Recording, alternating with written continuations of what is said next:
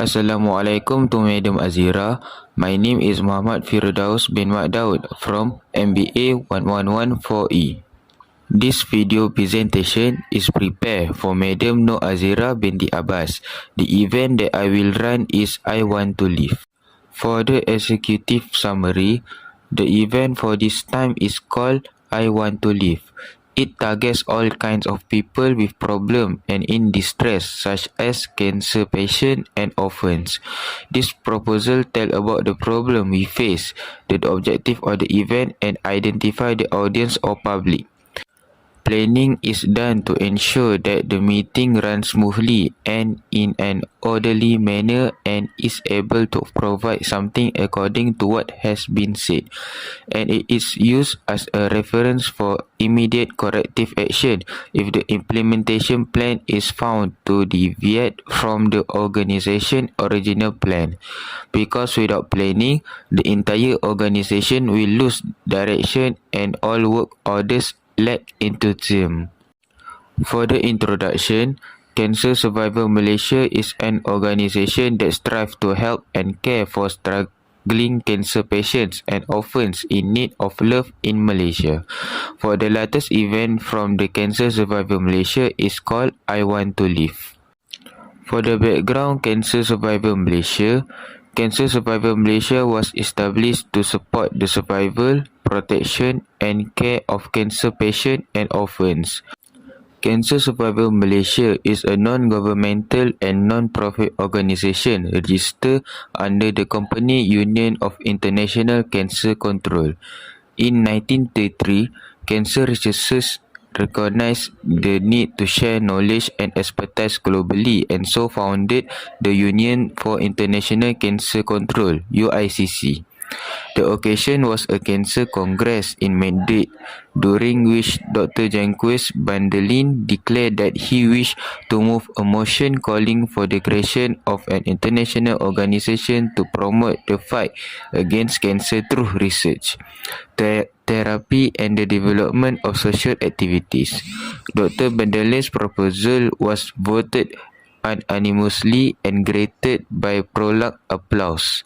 The need for an international organization to cope with the cancer burden and to attempt to control the disease had been felt for several years.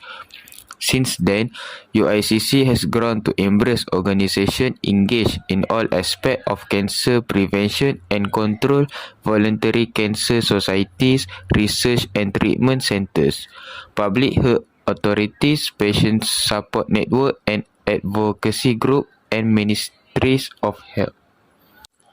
For the problem, a large number of cancer patients in Malaysia do not have the spirit to live and be happy like normal people. This is because when they find that cancer is a disease that is difficult to cure, they will become depressed and have no enthusiasm to continue life. For the objective, first, major reduction in premature death from cancer. Second, improvement in quality of life. Third, increase the rate of successful cancer survival. 4. We encourage our members, cancer patients and caregivers to seek the right treatment with medical doctors. 5. We provide emotional supports and words for encouragement through our campaign, I Want to Live. And lastly, through a closed Facebook group, members can share their experience and discuss matters related to their treatment, side effects and similar things like that.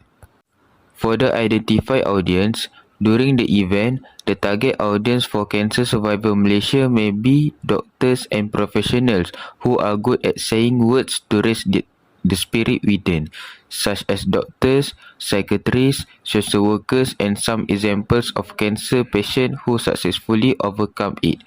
The goal of the event is to prepare these professionals by giving them a different view that this cancer is not an obstacle for us to continue living normally. We also provide examples of successful patients to share their stories of ups and downs in coping with the hardships of this cancer. Additionally, the target audience could also be individuals or organizations that are interested in supporting the mission and vision of Cancer Survivor Malaysia, for example, through donating or volunteering. For media selection, we use a variety of media outlets to promote our mission and event. Some examples of media that we use include: first, social media.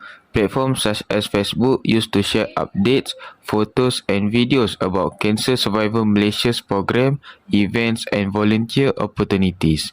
Second, website.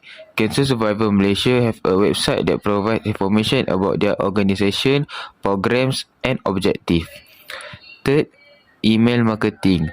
Cancer Survivor Malaysia uses email marketing to inform donors, volunteers and other supporters about upcoming events and volunteer opportunities. Lastly, community outreach. Cancer Survivor Malaysia also uses community outreach strategies to promote their missions and events, such as holding informational sessions, speaking at local events, or collaborating with other organizations. For the budget, first, upgrading the lives of cancer patients, such as clean up their housing area so that can make their hearts happy. Second, provide assistance such as food, medicine and similar things like that. For the schedule, firstly, come up with planning to help someone. Second, update to social media to find a funding and donation. Third, carry out the events such as help the cancer patient and their family. And lastly, end the event with give their hope that they still have future with ahead. Lastly, evaluation. At the same time, we help others give hope and joy. We also help ourselves in improving to be better and always help others in trouble.